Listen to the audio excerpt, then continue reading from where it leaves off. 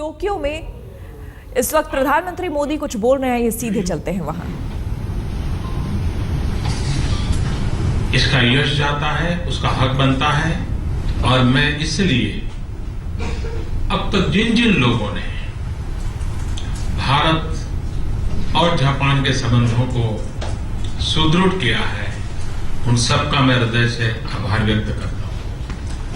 日本とインドの今の関係というのがそこには大きなプライドがありますが、それは2つの国の政府のものだけではなくて、こういう小さい木を大きく育ててきたここにいらっしゃる皆さんの知識、その能力、その貢献度に対するそこから生まれてきた皆さんのプライドであるというふうに思います。今までこの活動に貢献してきた以前の方々を含めて皆さんに心から感謝を申し上げたいと思います。मुझे बताया गया है कि भारत जापान इस एसोसिएशन को 110 साल हो गए। मैं सोच रहा था आज के युग में एक फैमिली भी 100 साल तक इकट्ठे नहीं रहती।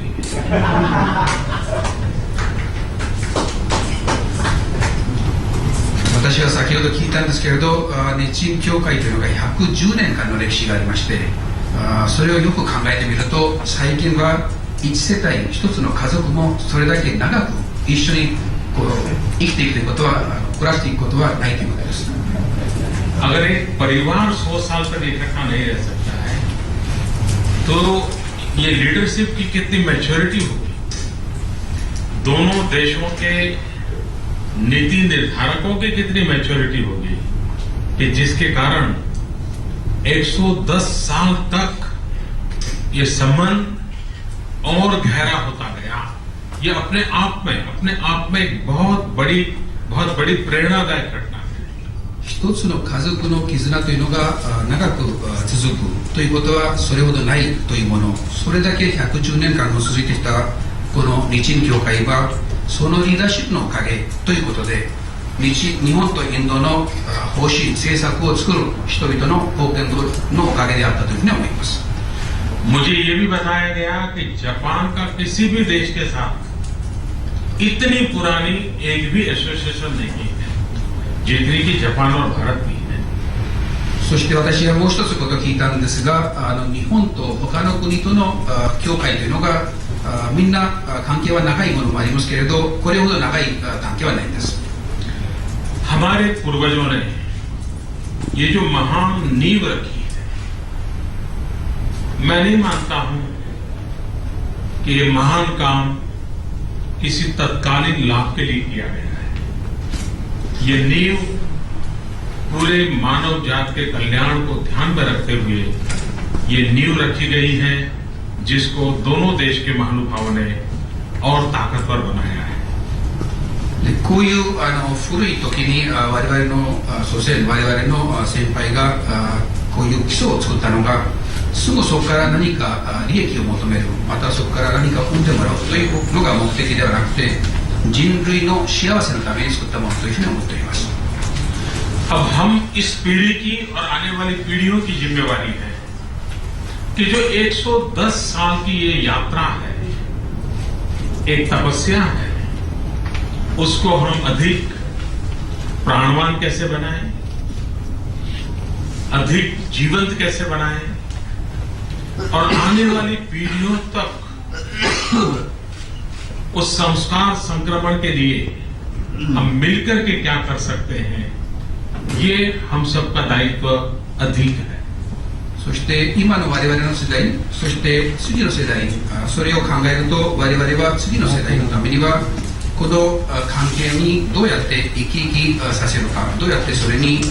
力を加えるか、それが我々の両側の責任であります。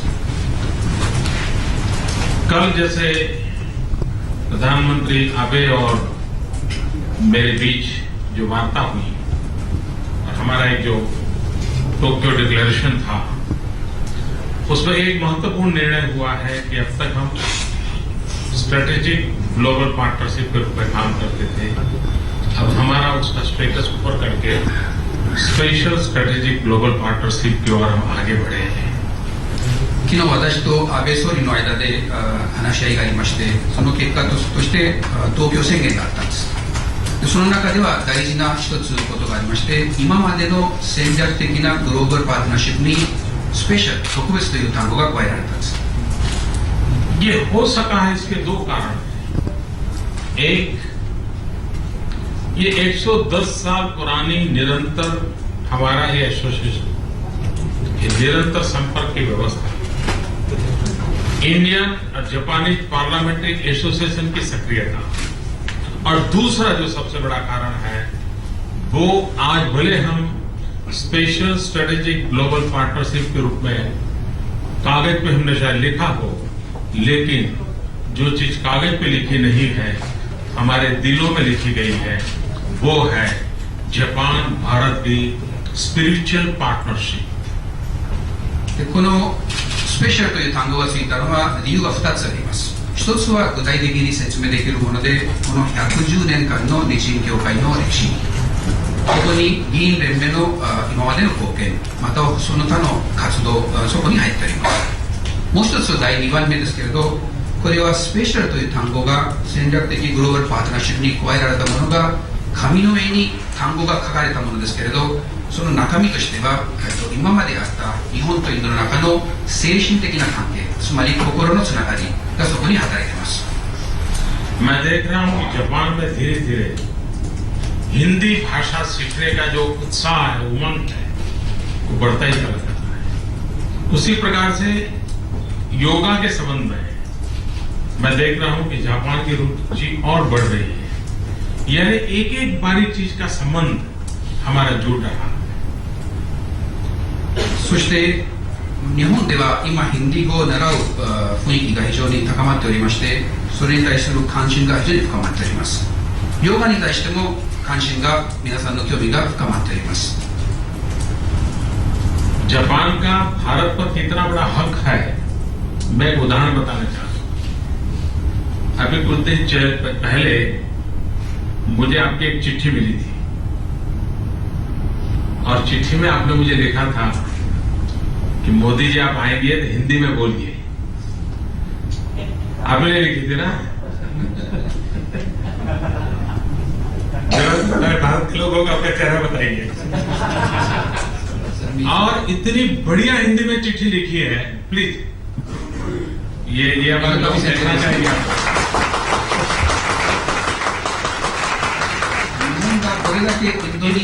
इतनी बढ़िया हिंदी में चिट्ठी लिखी है उन्होंने मुझे,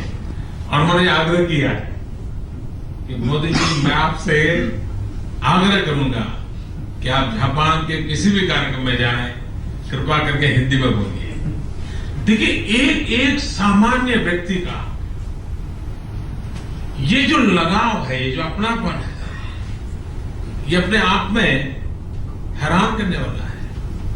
जब मैं यहां सुभाष चंद्र बोस की बात करूं तो मुझे यहां इतने लोग मिलेंगे, बड़े गौरव के साथ उन स्मृतियों को बताएंगे। मुझे ये भी बताया गया कि आपके इन सदस्यों में एक सबसे वयोवृद्ध है, शायद उनकी उम्र 95 ईयर है, और वे आज भी सुभाष बाबू की सारी घटनाओं का इतना वर्णन करते हैं, इतनी डिटेल बताते हैं। सुभाष बाबू उनसे शेखर नहीं करते थे, गले लगते थे, वो सारी बातों को बताते हैं। तो मैंने आज मेरे एम्बेसडर को कहा है कि एक हाईली प्रोफेशनल वीडियो टीम उनके साथ 1 महीने के लिए लगा दिया जाए, और बारी बारी से उनसे यहां बैठे हैं, खास इस काम के लिए आए हैं, खड़े हो पाएंगे? मैं उनको प्रणाम करता हूं। वो सुभाष बाबू के एक बहुत बड़े निकट साथी रहे, तो मैंने कहा है कि उन पुरानी सारी चीजों को मैं उनको69歳の娘様です。今でもチャンドラボールの話をすると生き生きして何日もその話を続けることができます。でそのために私はインド大使に対してリクエストを投げまして、1ヶ月ぐらいビデオチームを与えて、そのビデオチームに対して話をしてもらう。毎日毎日今までのご経験、今までの話し合いをぜひ録画したいというふうに思います。どうもありがとうございました。आपको सुभाष बाबू की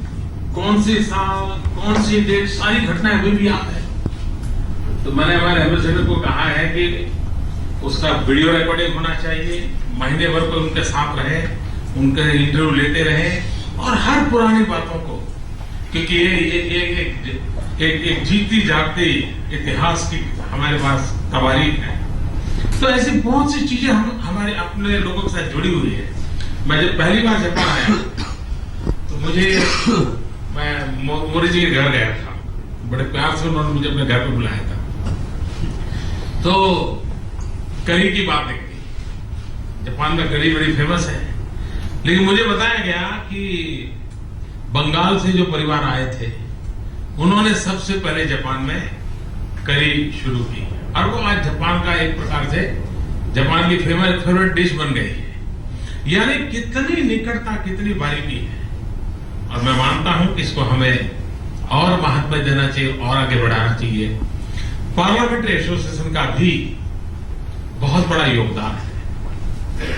इन संबंधों के कारण दोनों देशों की नीतियों में हमेशा उस बात पर ध्यान रखा गया है कि हमारे संबंधों को कोई खरोच ना आ जाए, कोई भी उस पर नुकसान न हो जाए। 途中でヒンディー語の話が少し抜けてたんですが、日本でヒンディー語が非常に今その人気が高まっておりまして、水上先生の方から、ヒンディー語で素晴らしい立派なヒンディー語で手紙を受けまして、でその中には首相閣下には日本でヒンディー語で話してほしいと書いてあります。それだけ私は日本人がそれだけインド人に言えるという権利があるということであります。で先ほど三角さんのについてですけれど、1ヶ月ぐらい、ビデオチームを与えて、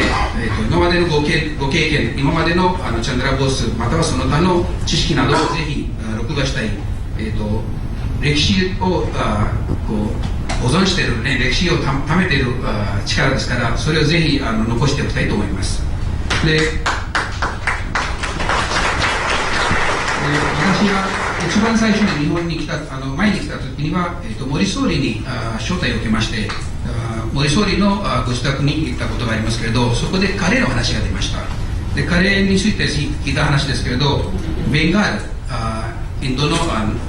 ベンガールですけど、そちらのファミリーからカレーが日本に導入されて少し工夫されたんですけれど、今は日本で非常に人気のある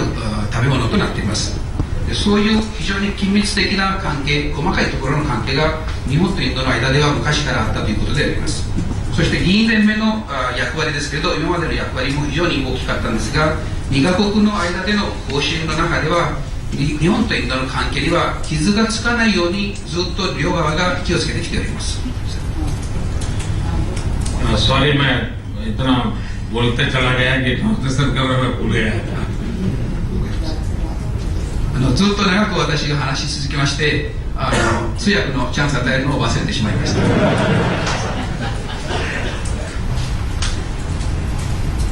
पार्लियामेंट्री एसोसिएशन के लिए मेरे मन में कुछ विचार आए। मैं चाहूंगा कि इसको आगे चल करके हम थोड़ा इसको एक्सपांड कर सकते हैं क्या। 議員連盟に対しては私は考え少し持っておりまして、将来的に考えてぜひそれを検討していただきたいと思います。एक तो मैं भारत के लिए इस पार्लियामेंट्री एसोसिएशन को निमंत्रण देता हूं, आप आइए। और दिल्ली के सिवाय भी मैं चाहूंगा कि कुछ और लोकेशन पर भी आप जाइए और भारत को खुशी होगी, आप सबकी मेहमान नवाजी कर लेगी।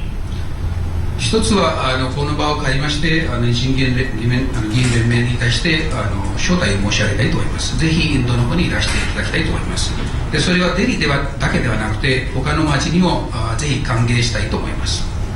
2-3 और चीजें अगर हम कर सकते हैं तो सोचिए। एक पार्लियामेंट एसोसिएशन बहुत अच्छा चल रहा है, भारत से भी लोग यहाँ आते हैं, यहाँ के भी पार्लियामेंट मेंबर्स आते हैं, और एक अंडरस्टैंडिंग ईच अदर, ये अपने आप में एक बहुत अच्छी प्रोसेस हो रही है। लेकिन समय रहते उसमें थोड़े बदलाव की मुझे जरूरत होती है। इसी पार्लियामेंट्री एसोसिएशन के साथ एक छोटा सा यंग पार्लियामेंट्री एसोसिएशन बना सकते हैं क्या? तो जो दोनों देशों के यंगेस्ट पार्लियामेंटियंस है, उनका जरा मिलना जुलना हो, वो अपनी नई पीढ़ी की सोच का चर्चा करें, उस दिशा में कुछ कर सकते हैं क्या? 今までの活動というのが非常にいいご活動でしたんですが、それを少し工夫していくということをご検討していただきたいんですが、今までのものでインドと日本の間でのご理解が増えている、進化しているということが間違いないんですが、これからは若手の議員のまた同じようなフォーラム、同じようなアソシエーションを作ったらいかがでしょうか。दूसरा एक मेरे मन में विचार आता है, क्या दोनों देशों के विमेन पार्लियामेंट मेंबर्स का कोई एसोसिएशन बन सकता है क्या, जिसमें महिला पार्लियामेंट मेंबर्स बारी बारी से मिलने की कोई संभावना बनती है क्या? そしてもう一つ私が提案したいのが、可能であれば、女性議員メンバーのまた同じようなアソシエーション、そこで毎年または2年かでそういう方々がお会いできるチャンスを与えることができたらと思います。 सभी महिलाओं ने सबसे पहला तालियां बजाई। 女性の議員連盟含めて女性みんなが今拍手してくれました。 और तीसरा एक जो मुझे लगता है कि भारत इतना विशाल देश है, इतने राज्य हैं, हर राज्य की अपनी असेंबली है और असेंबली के भी मेंबर्स हैं। क्या कभी न कभी हम उन राज्यों से, और एक ही राज्य से सब एमएलए नहीं, लेकिन 5-6 राज्य के दो करके एक एमएलए यहाँ आए और यहां से भी उसी प्रकार से लोकल बॉडीज के लोग आए, ये अगर हमारा बनता है तो इतना बड़ा विशाल देश है, भिन्न भिन्न कोने में जाने का हो जाए और हम ये तय कर सकते हैं कि जापान का कोई न कोई डेलीगेशन, हिंदुस्तान में 25 से भी ज्यादा राज्य हैं, हर महीना अगर 2 डेलीगेशन आते हैं और एक राज्य में एक डेलीगेशन जाता है और लोग आते चले, आप देखिए देखते ही देखते जापान में हिंदुस्तान की एक्सपर्टाइज वाले 1000 लोग तैयार हो जाएंगे।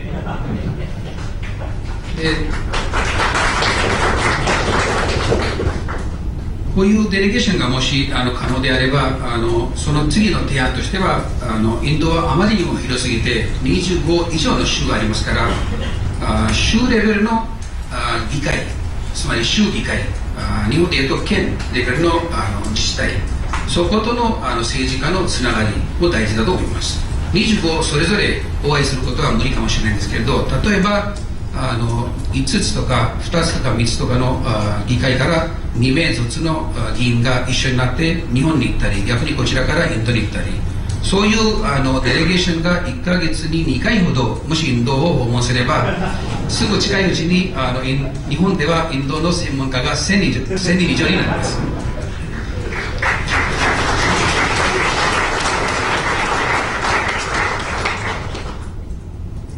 आपने मुझे यहाँ बुलाया, मेरा सम्मान किया, मैं आपका बहुत बहुत आभारी हूँ। लेकिन मैं अनुभव करता हूँ, मैं कारण नहीं जानता हूँ,